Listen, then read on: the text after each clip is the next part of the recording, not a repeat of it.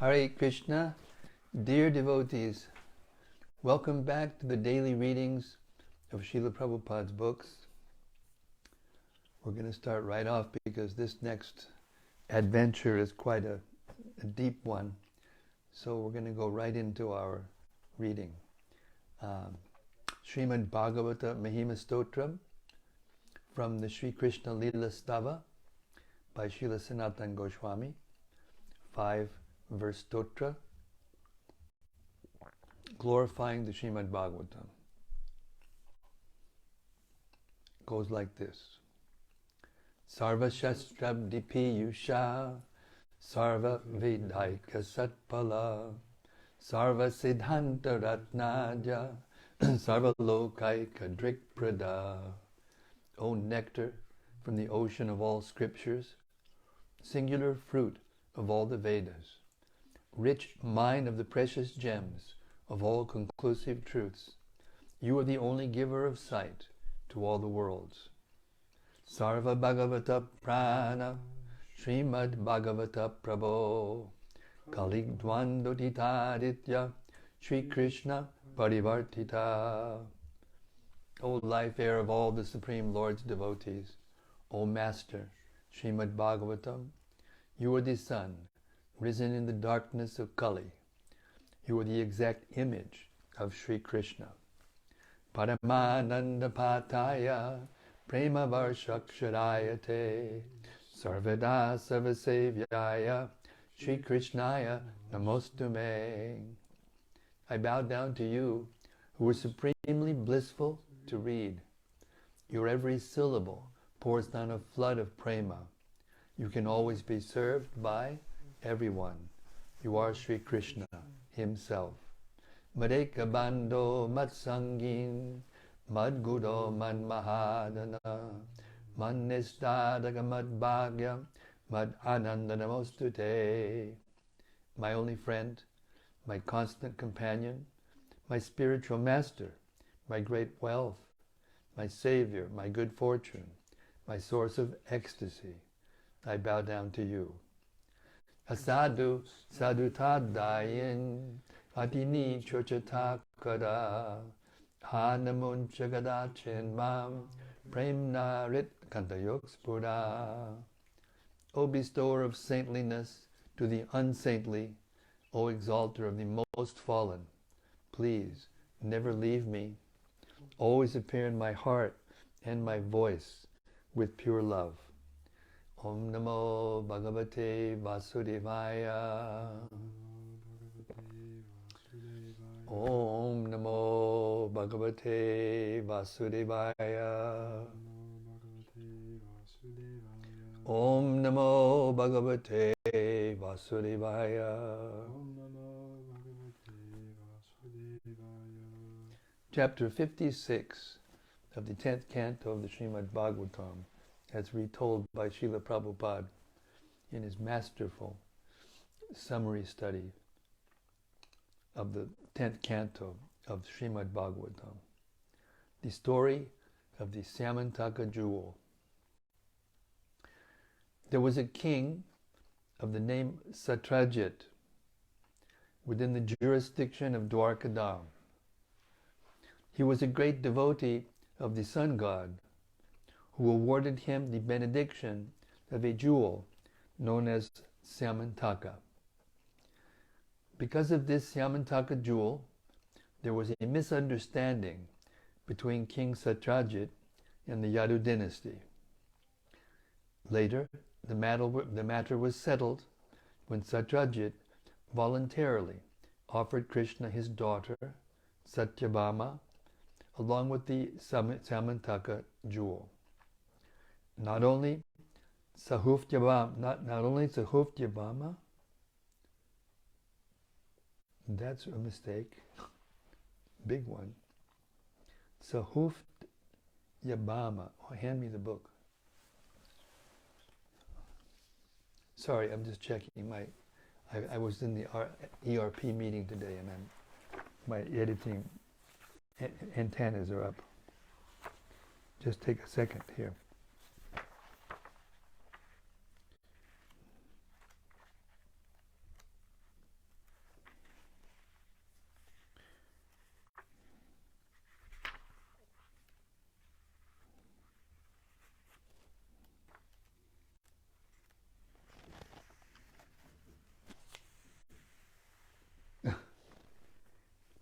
as I thought. Don't ask me how this got here. Sometimes I'm making a correction, typing in a correction to this.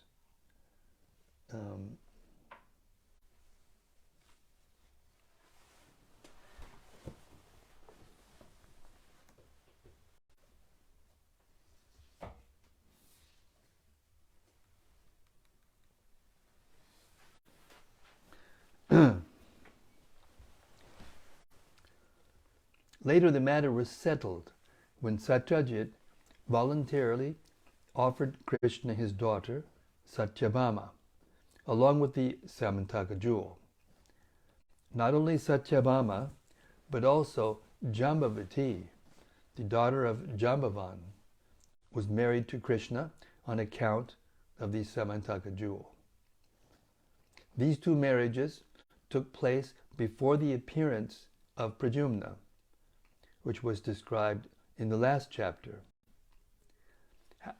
How King Satyajit offended the Yadu dynasty, and how he later came to his senses and offered his daughter and the Syamantaka jewel to Krishna, are described as follows.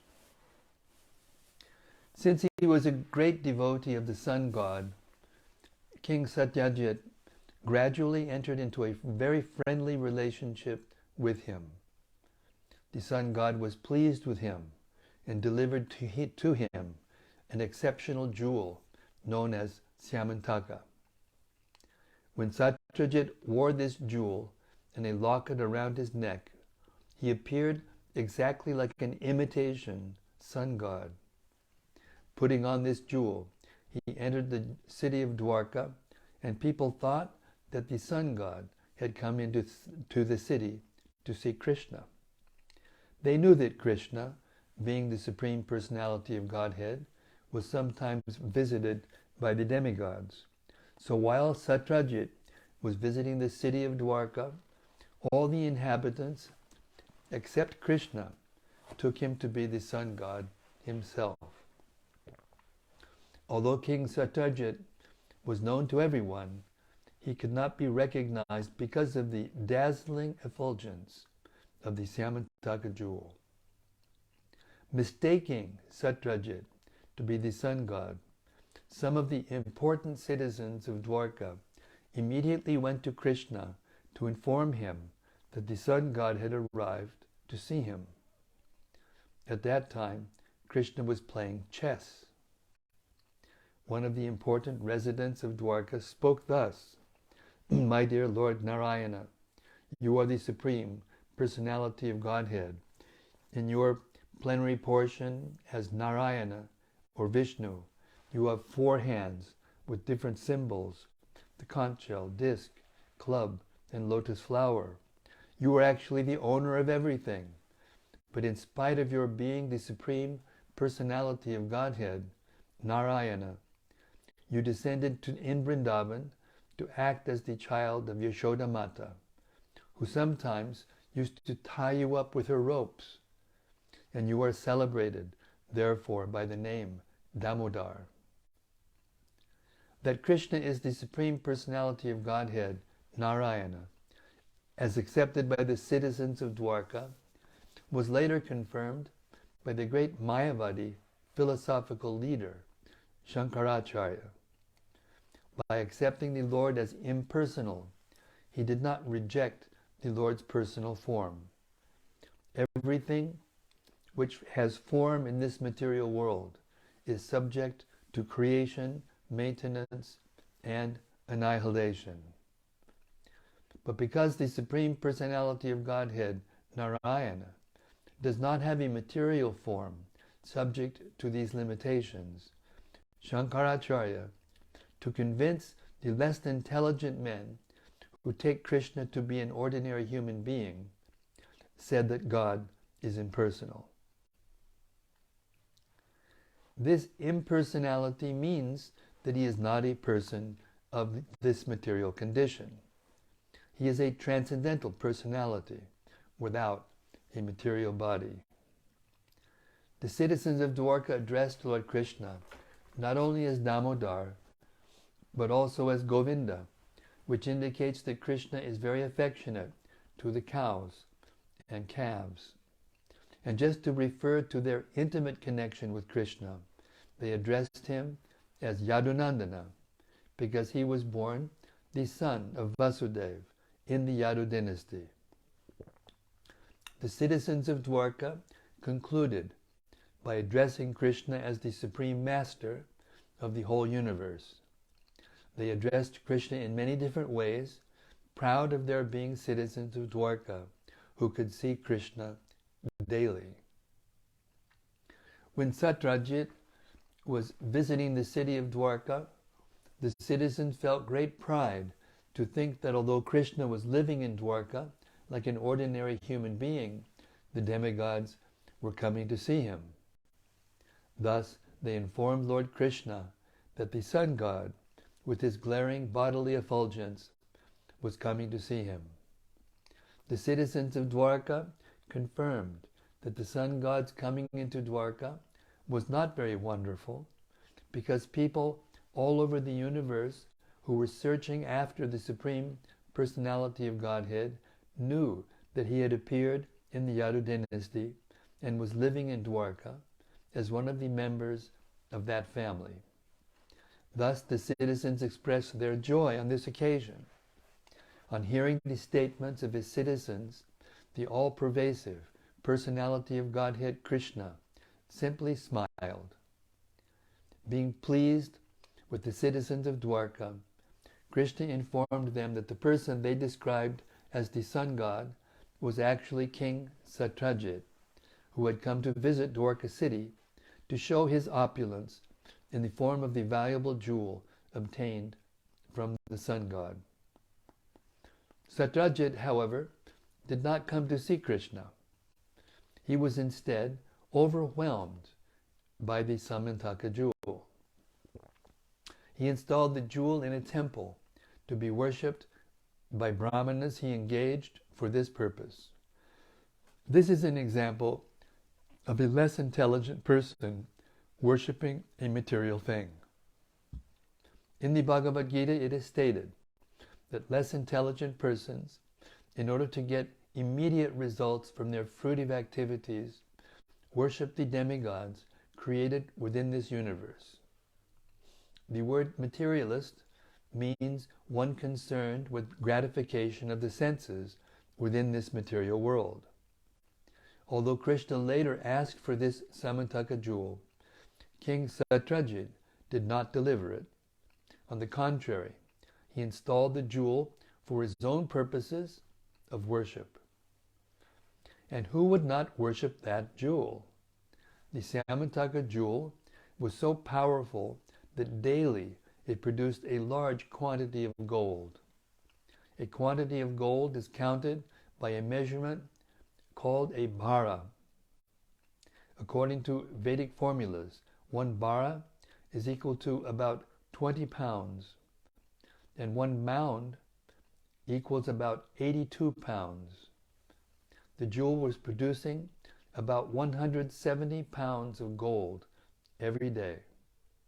Besides that, it is learned from Vedic literature that in whatever part of the world this jewel was worshipped, there was no possibility of famine, and wherever the jewel was present, there was no possibility of anything inauspicious, such as pestilence. Lord Krishna wanted to teach the world that the best of everything should be offered to the ruling chief of the country. King Ugrasena was the overlord of many dynasties and happened to be the grandfather of Krishna.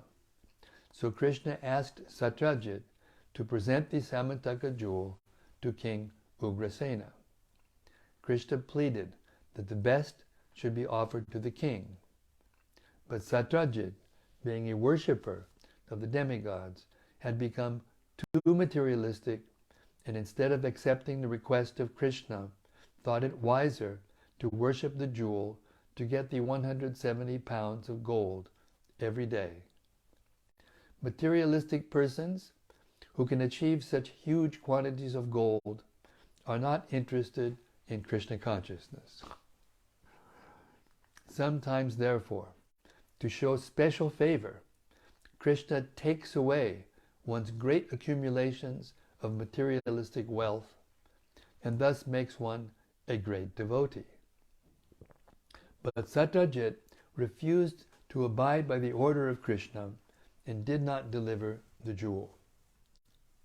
After this incident, Satyajit's younger brother, in order to display the opulence of the family, took the jewel, put it on his neck, and rode on horseback into the forest, making a show of his material opulence. While Satyajit's brother, who was known as Praseena, was moving here and there in the forest, a big lion attacked him, killed both him and the horse on which he was riding, and took away the jewel to his cave. News of this was received by the gorilla king, Jambavan, who then killed that lion in the cave and took away the jewel. Jambavan had been a great devotee of the Lord since the time of Lord Ramachandra, so he did not take the valuable jewel as something he very much needed. He gave it to his young son to play with as a toy. In the city, when Satyajit's younger brother Praseena did not return from the forest with the jewel, Satyajit became very upset.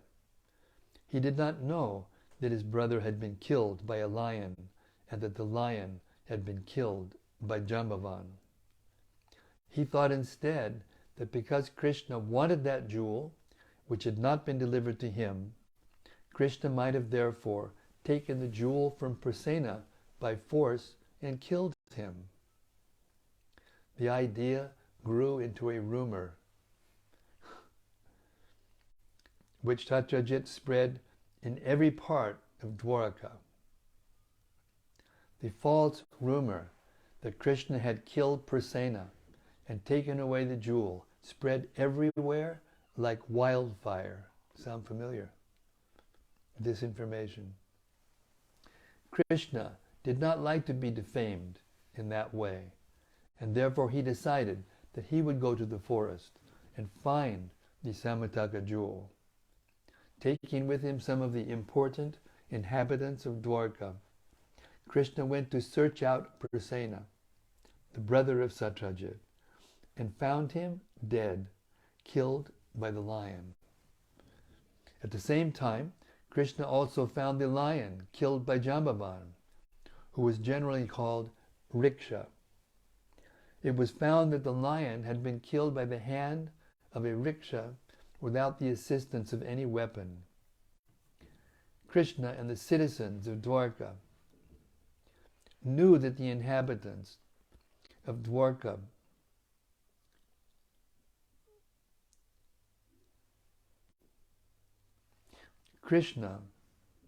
I skipped the line, I'm sorry. It was found that the lion had been killed by the hand of Riksha without the assistance of any weapon. Krishna and the citizens of Dwarka then found in the forest a great tunnel, said to be the path to Riksha's house. Krishna knew that the inhabitants of Dwarka would be afraid to enter the tunnel. Therefore he asked them to remain outside, and he himself entered the dark tunnel alone to find Riksha, Jambavan. After entering the tunnel, Krishna saw that the valuable jewel, known as Syamantaka, had been given to the son of Riksha as a toy. To take the jewel from the child, Krishna approached and stood before him. When the nurse taking care of Riksha's child saw Krishna standing before her, she was afraid, thinking he might take away the valuable Syamantaka jewel, and she cried out loudly in fear. Hearing the nurse's cries, Jambavan appeared on the scene in a very angry mood.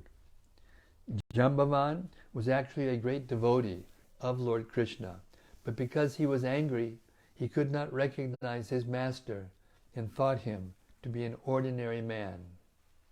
This brings to mind the statement of the Bhagavad Gita, in which the Lord advises Arjuna to get free from anger, greed, and lust in order to rise to the spiritual platform. Lust, anger, and greed run parallel in the heart and check one's progress on the spiritual path. Not recognizing his master, Jambavan challenged him to fight. There was then a great fight between Krishna and Jambavan, in which they fought like two opposing vultures.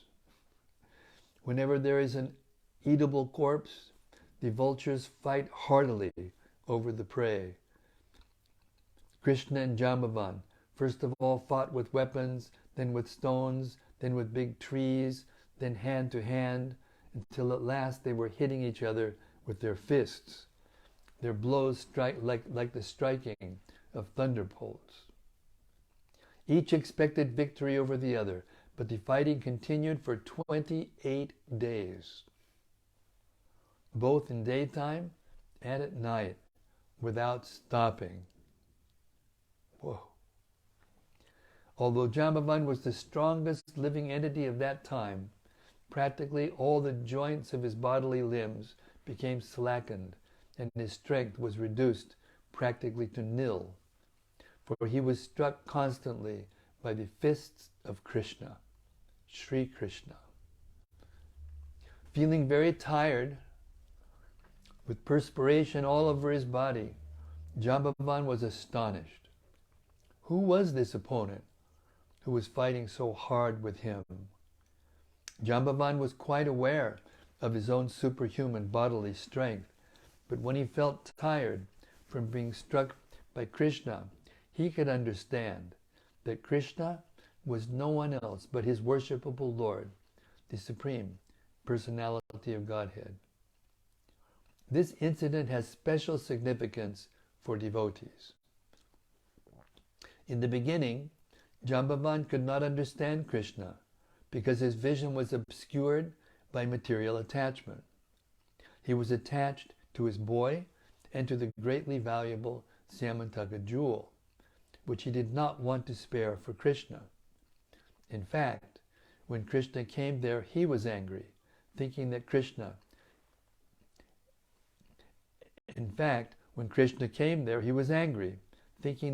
had come to take away the jewel. This is the material position. Although one is very strong in body, that cannot help him understand Krishna. In a sporting attitude, Krishna wanted to engage in a mock fight with his devotee. As we have experienced from the pages of Śrīmad-Bhāgavatam, the Supreme Personality of Godhead has all the propensities and instincts of a human being. Sometimes, in a sportive spirit, he wishes to fight to make a show of bodily strength, and when he so desires, he selects one of his suitable devotees to give him that pleasure. Krishna desired this pleasure of mock fighting with Jambavan. Although Jambavan was a devotee by nature, he did not know that his opponent was Krishna while giving service to the Lord by his bodily strength. But as soon as Krishna was pleased by the fighting, Jambavan immediately understood that his opponent was none other than the Supreme Lord himself. The conclusion is that he could understand Krishna by his service, for Krishna is sometimes satisfied by fighting also. Jambavan therefore said to the Lord, "My dear Lord, I can now understand who you are. You are the Supreme Personality of Godhead, Lord Vishnu, the source of everyone's strength, wealth, reputation, beauty, wisdom, and renunciation." This statement of Jambavan's is confirmed by the Vedanta Sutra, wherein the Supreme Lord is declared to be the source of everything. Jambavan identified Lord Krishna as the Supreme Personality, Lord Vishnu. My dear Lord, you are the creator of the creators of the universal affairs. This statement is very instructive to the ordinary man who is amazed by the activities of a person with an exceptional brain. The ordinary man is surprised to see the inventions of a great scientist, but the statement of Jambavan confirms that although a scientist may be a creator of many wonderful things, Krishna is the creator of the scientist. He is the creator of not only one scientist, but of millions and trillions all over the universe.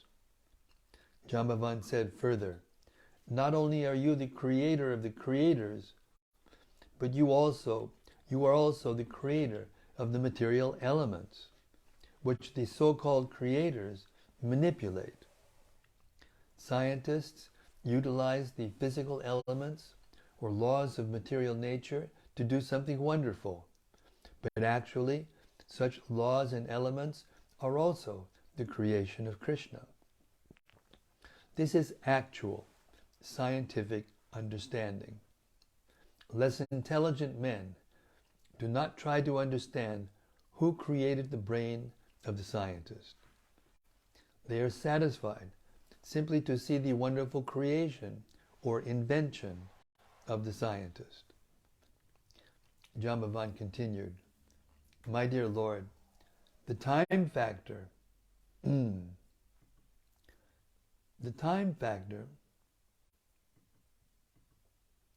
which combines all the physical elements is also your representative.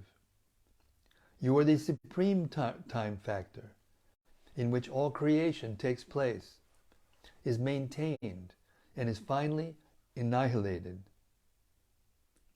And beyond the physical elements and the time factor, the persons who manipulate the ingredients and advantages of creation are part and parcel of you.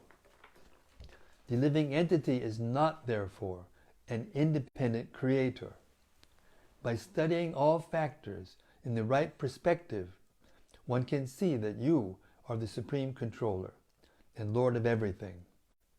My dear Lord, I can therefore understand that you are the same Supreme Personality of Godhead whom I worship as Lord Ramachandra.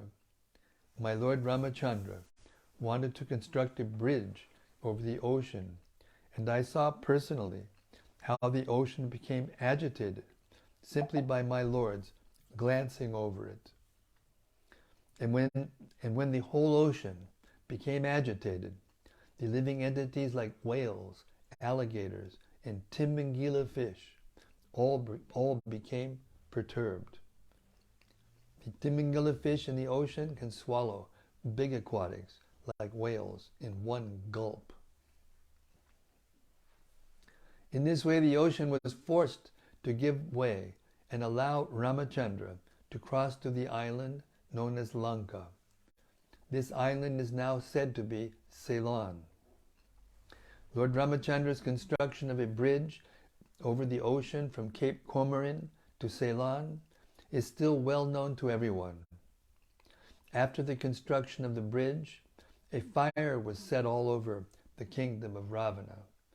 During the fighting with Ravana, every part of his limbs was splashed to pieces by your sharp arrows, and his heads fell to the face of the earth.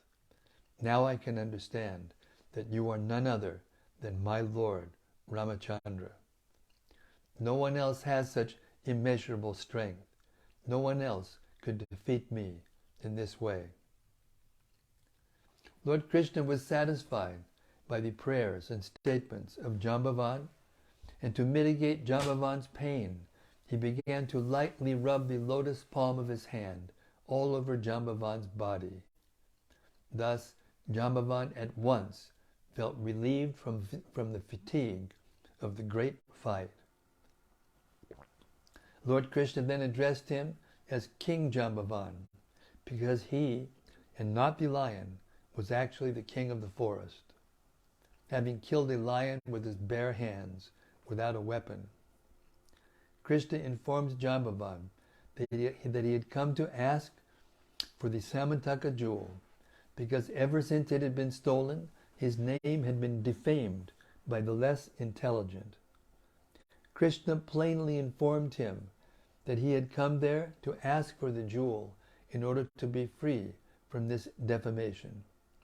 Jambavan understood the whole situation, and to satisfy the Lord, he immediately delivered not only the Syamantaka jewel, but also his daughter, Jambavati, who was of marriageable age, and presented her to Lord Krishna. The episode of Jambavati's marriage with Lord Krishna and the delivery of the jewel known as Syamantaka was finished within the mountain cave. Although the fighting between Krishna and Jambavan went on for 28 days, the inhabitants of Dwarka waited outside the tunnel for 12 days. And after that, they decided that something undesirable must have happened. They could not understand for certain what had actually happened, and being very sorry and tired, they returned to the city of Dwarka. All the members of the family, namely Krishna's mother Devaki, his father Vasudeva, and his chief wife Rukmini, along with all other friends, relatives, and residents of the palace, were very sorry when the citizens returned home without Krishna. Because of their natural affection for Krishna, they began to call Satyajit ill names, for he was the cause of Krishna's disappearance. They went to worship the goddess Chandrabhaga, praying for the return of Krishna. The goddess was satisfied by the prayers of the citizens of Dwarka, and she immediately offered them her benediction. Simultaneously, Krishna appeared on the scene, accompanied by his new wife, Jambavati, and all the inhabitants of Dwarka and relatives of Krishna became joyful. The inhabitants of Dwarka were as joyful as someone receiving a dear relative back from the dead. They had concluded that Krishna had been put into great difficulties due to the fighting. Therefore they became almost hopeless of his return. But when they saw that Krishna had actually returned, not alone, but with a new wife, Jambavati, they immediately performed a ceremony of celebration. King Ugrasena then called for a meeting of all important kings and chiefs. He also invited Satyajit, and before the whole assembly, Krishna explained the incident of the recovery of the jewel from Jambavan. Krishna wanted to return the valuable jewel to King Satyajit. Satyajit, however, was ashamed because he had unnecessarily defamed Krishna. He accepted the jewel in his hand, but he remained silent, bending his head downwards, and without saying anything in the assembly of the kings and chiefs, he returned home with the jewel. Then he thought about how he could clear himself of the abominable act he had performed by defaming Krishna. He was conscious that he had offended Krishna very grievously, and that he had to find a remedial measure so that Krishna would again be pleased with him.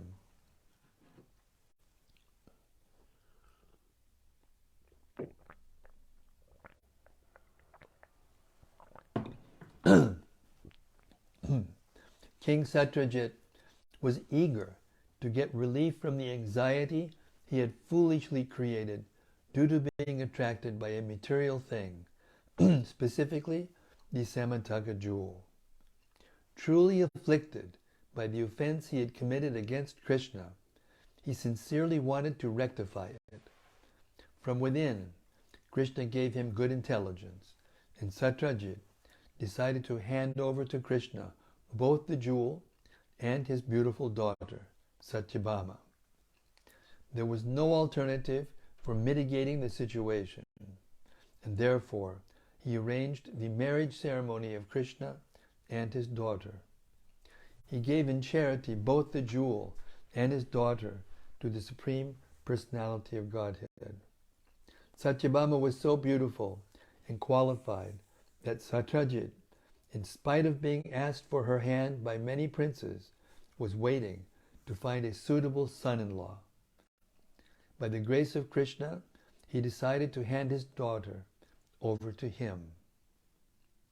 Lord Krishna, being pleased with Satyajit, informed him that he did not have any need of the Syamantaka jewel. It is better to let it remain in the temple as you have kept it, he said, and every one of us will derive benefit from the jewel. Because of the jewel's presence in the city of Dwarka, there will be no more famines or disturbances created by pestilence or excessive heat and cold. Thus ends the Bhaktivedanta purport of the 56th chapter of Krishna, the story of the Syamantaka jewel. Jai Sri Krishna, the real owner of the Syamantaka jewel, King Jambavan, who tested Krishna and surrendered to his Lord after his fight. Haribol. Okay, we're up to 7:55. It's only 4 minutes left, 6 minutes left to 8 o'clock. So I'm going to stop here, the daily readings of Srila Prabhupada's books, and ask for reflections, anything that stuck out in your mind you'd like to talk about or reflect upon or inquire about. Please feel free to walk about the cabin.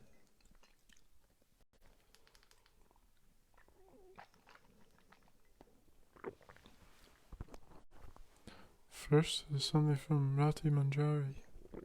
Hey Rati, Haribol. She says, Jai Guru Maharaj. Jai Rati, Hare Krishna. Brian Phillips. Hare Krishna, Bhakta Brian. He says, Hare Krishna Maharaj, please accept my humble obeisances. Haribol. Ready for more nectar, thanks to Srila Prabhupada and to your wonderful narration. All glories to Srila Prabhupada. Hare Krishna. I'm just a peon. I keep saying it. Just a peon delivering the mail. Prabhupada's delivering the mail.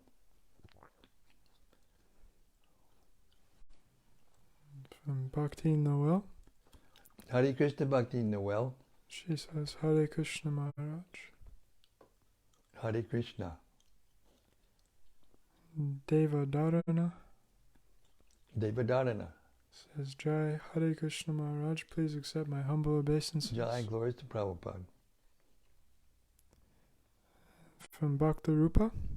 Haribol Bhakta Rupa. He says, Jai Maharaj, thank you for reading each night. Found it interesting that the inhabitants of Dwarka were too scared to enter the rickshaws tunnel. Yeah, I thought of that too when I was reading.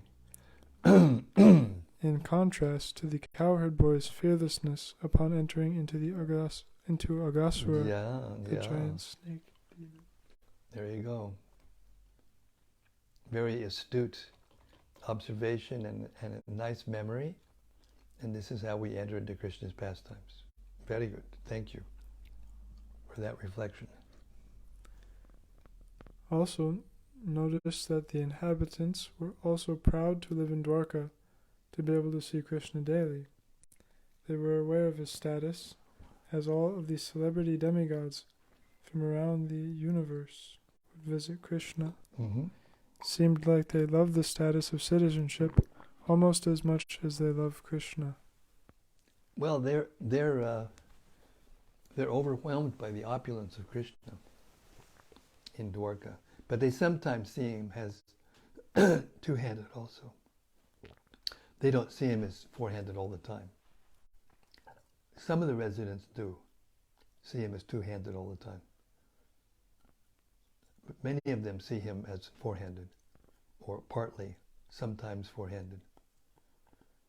This is the difference between Dwarka and Mathura, and Dwarka is described to be perfect. no material modes. Krishna is there in his Vyāsadeva form. Everything's perfect. No one can be there unless they have prema, Krishna, love of Krishna. But then Mathura is described to be more perfect, because they're closer to the mood of the Brajvasis, and then Vrindavan is the most perfect, because as we heard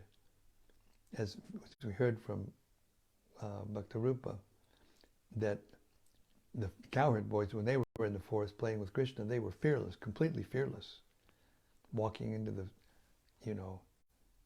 mouth of Aghasura and doing so many other things, challenging him, wanting to go into the forest of the Talavan, even though all living entities were not going there because of the Ninagasura, the ass demon, and his friends were so powerful and obnoxious. So, yes. And even you can say that Krishna's power, or Krishna's strength, was exhibited in the most wonderful way. Even when he was a little baby or a little child, he would do the most wonderful things, just like as a child plays around. In his baby, he came between the two arjun trees and pulled them down. Impossible for any human being. And even though he did all those things, and therefore even though the residents of Vrindavan had seen things more direct in a sense, because he saw Krishna as a baby doing these things. What can you think other than lifting Govardhan Hill at 7 years old? I mean, really. But they couldn't see him like that because their love was aboundingly spontaneous. And therefore their love for Krishna, pure and spontaneous, would cover over this knowledge that they had, but they could not remember it. Because the pure love would cover it completely. Hare Krishna. From Rati Manjari. Well, Hare Krishna, Rati. She says, Dear Guru Maharaj, please accept my humble obeisances. As I understand, this is one of your favorite stories. Would you please explain which lessons we are supposed to learn from this pastime? Oh.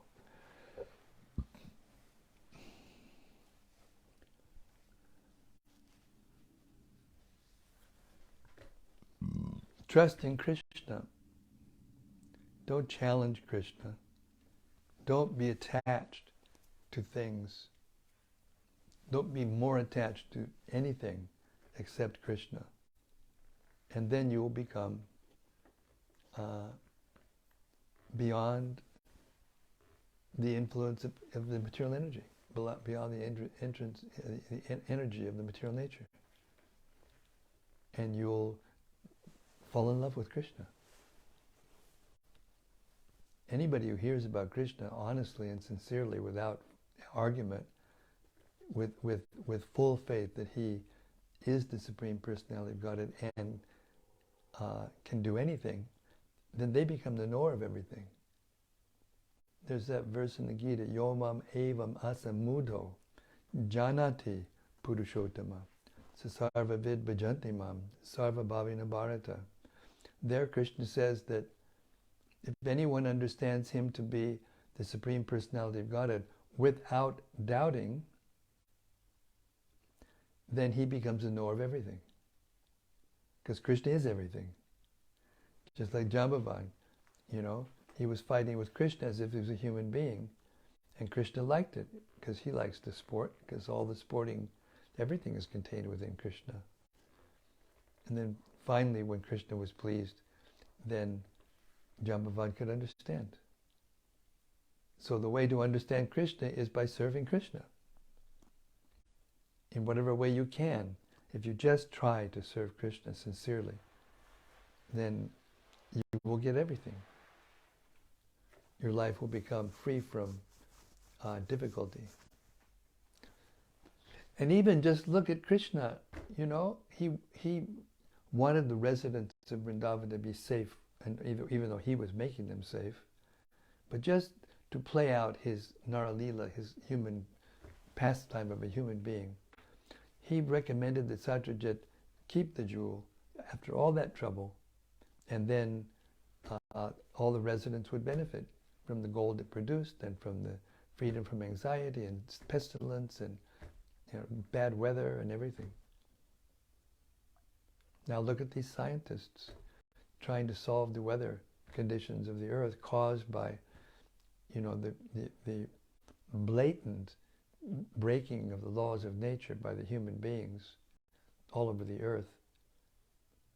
And now not only the weather is crushing them, this virus is crushing them, their own incapacity to work together and live together in friendship is crushing them. They're overwhelmed with desire for power and opulence, just as Satyajit was.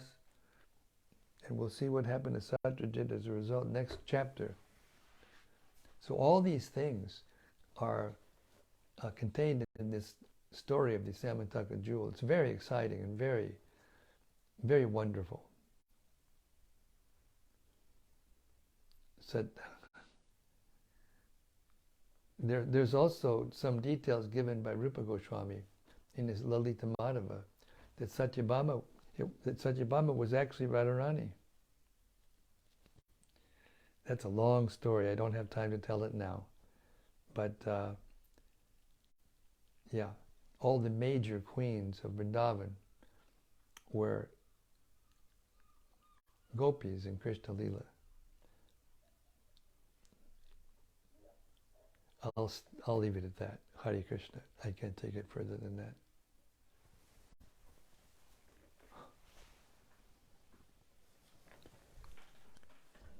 From Roman Rickman. Well, that's what's his initiated name? I'm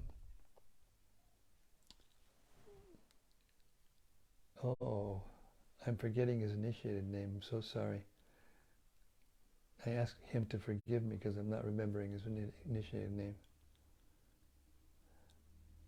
I was close to him in Wales for some time, many years ago. Then he got initiated by Shiva Maharaj, and I don't remember what the name was. Radhikatma. Huh? Radhikatma. Radhikatma.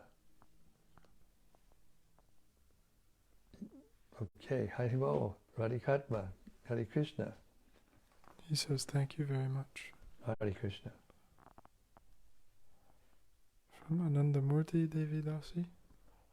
What did he say, though? First did he say Hare Krishna? Or? He just said, thank you very much. Oh, Hare Krishna.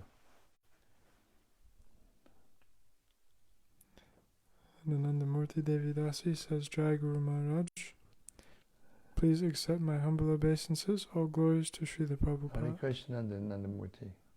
Lord Sri Krishna is the owner of all material and spiritual opulences, but people easily forget it. Book distribution shows about it. Some people are pious and they give donation for the book, and some don't give. Some of them don't like to be asked for money and run away. Yes, that's right. You learn everything when you distribute Prabhupada's books, don't you? Most powerful form of preaching. Prabhupada's plot to uplift human society by the mass distribution of his books. We haven't done the mass distribution of books. We're doing. I think we've sold more than 500 million books now. But there's a lot to go still for the masses to get Prabhupada's books. Prabhupada wanted a set of Prabhupada's books in every home. That's mass book distribution. Set of Bhagavatams and Chaitanya Charitamritas in every home. Okay, we have work. We have devotional service to do. And what happened? During Jambavan's fight, he could understand that Krishna was Krishna, or Krishna was the same Lord Ramachandra, by his devotional service. By this devotional service, you will understand Krishna. Hare Krishna. Next is something from Daitari Haridas. Hi, Daitari Haridas. Haribo. He says, Hare Krishna Maharaj, thank you again for the reading. In spite of being defamed and at one point seemingly gone never to return, Krishna ends up with 2 new wives and King Satyajit trying to give him back the jewel and begging for forgiveness. Yes. Krishna is always the winner in all situations. And he wouldn't take the jewel back because it benefit all the people. That's right. He's the winner. Therefore, don't try to beat Krishna. Try to serve him and eventually love him.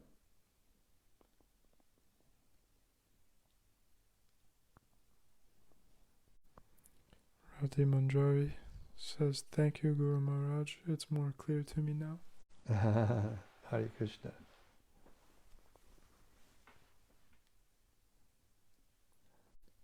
And Anandamurti Devidasi says, "Jai."